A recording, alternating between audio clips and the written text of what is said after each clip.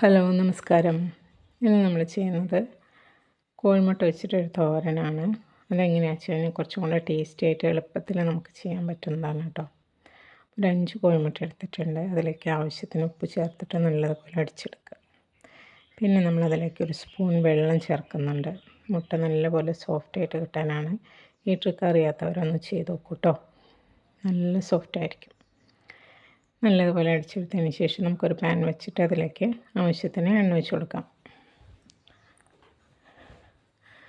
അടിച്ചു വെച്ച കോഴിമുട്ട അതിലേക്ക് ചേർത്ത് കൊടുക്കാം.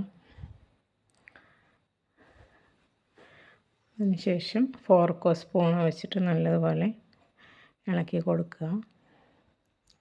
ഇനി നമ്മളിതിലേക്ക് ചേർത്ത് കൊടുക്കുന്നത് ഉള്ളിയും തക്കാളിയും വഴറ്റിയതാണ്.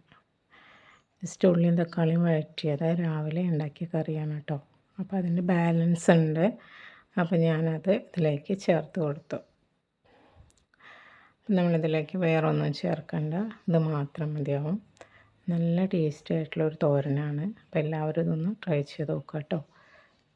നല്ലതുപോലെ ഇളക്കി കൊടുത്തിട്ട് നമ്മൾ തോരനാക്കി എടുക്കുക.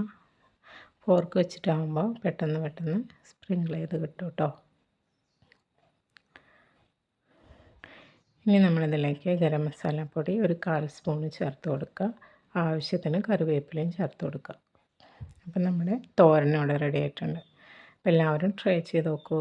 Okay, bye, thank U.